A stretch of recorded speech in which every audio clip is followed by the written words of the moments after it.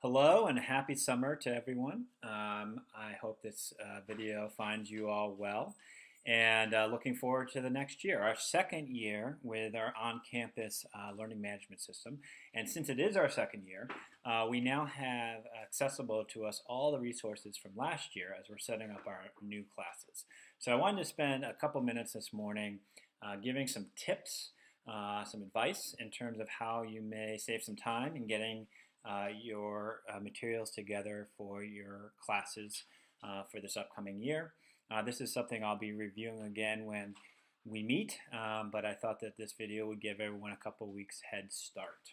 So when you go to a class, let's say you go to AP Biology class, one thing you see here is the bulletin board. Just a reminder, and this is a note for new teachers, generally what we see with the bulletin board is this is a static description of your course.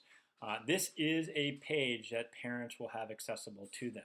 So if you want to put here materials that you don't mind parents also seeing, pictures are great from the course. You may have a link to, again, some materials that are associated with your course that will always be there. This is not a bad place to put them, but again, this is something that parents can access. You notice here there's no import button. And I'm going to show you at the end of this video how to go back to last year's courses if you do want to copy over any materials from the bulletin board from last year to this year. Topics, on the other hand, are generally unit specific. So, for a specific 2-week, 3-week period of time, you might have a separate topic. And that topic will have within it the materials that are specific for that topic. So to show how to import that, there's a convenient little import button.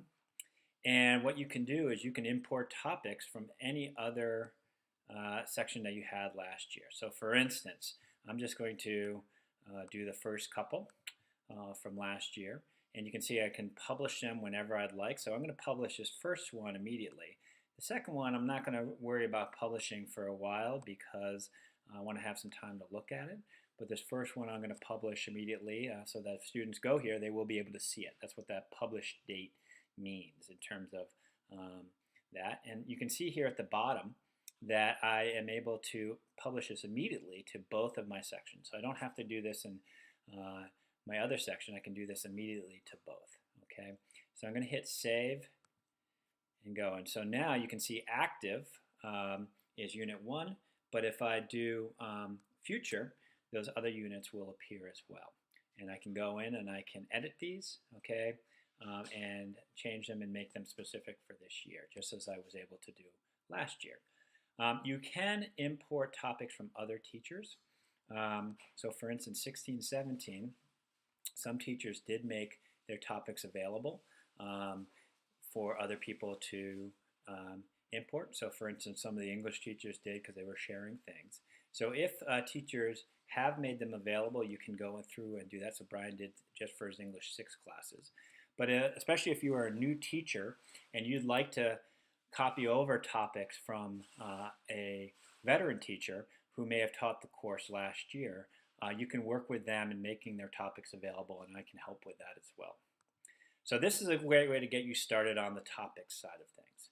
Assignments can also be imported from last year as well. So again, I'm in my assignments tab here, and I'm going to click on import. And you're going to notice here that it gives me the ability to go back to 2016-17. And here is my AP Biology Block 3. I'm going to go to the fall trimester. And I'm going to get it sorted by last due. So if you take a look here, I can sort that. You could sort it by title too if you'd like, or type. But last due is how I'm going to do this. And so now I have them all in place. And remember that this due date is going to be different last year than it will be this year. So I have already take a look at where these things are going to be falling. For instance, I think that this first assignment is going to be, for me, this is the block 1 and 2 course, it will be September 11th. Okay, so I'll probably assign that on the Friday before, which will be September 8th. So going back and forth here to this, I'm going to assign this one on September 8th, due on September 11th. And then my next one, I'm going to assign on the 11th, due on the 12th. And the next one, just to continue this pattern once more, assigned on the 12th, due on the 14th, because they don't have class on the 13th. And I'll just finish the week here. Here's the 14th and due on the 15th. Okay, now this might not be exactly how this is all going to work, and I can drag and drop these assignments later on to change them. Again, I can post these to both my sections at the same time. I'm going to hit save, and you can see that there's nothing that's active. But in the future, these are the assignments. And if I go to my calendar view and I go to August, those assignments appear. Okay. And again, if later on I decide, oh, actually this one I'm going to be having due on the 18th, I can just drag and drop and change the assignment date and the due date. Notice that I did bracket the assign and the due date over a period of time. This is something I've talked about before. In terms of the student view, that's the best way, I think, for the students to see on their feed for assignments. So just like in the past where you would have written an assignment up on a whiteboard at the end of a class and have it due for the next class, or if it's a longer assignment, due a week later, that's how I think you should think about that assign date and due date. So the assign date would be when you first tell the students that they should begin working on it, and the due date is when you expect it actually due. And again, that will be in their feed in terms of what's active work for them. So that's the assignments. Now going back to the bulletin board, there's nothing here in the bulletin board, and I can't import it directly. So if I go to view other classes,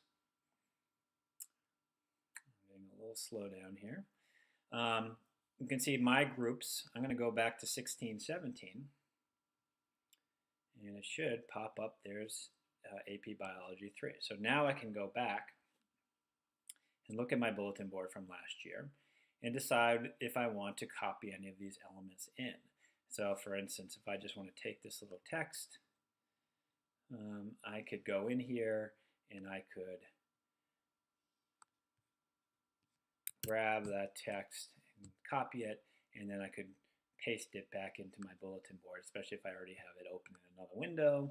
I could do that, and I could paste it right in there like that. So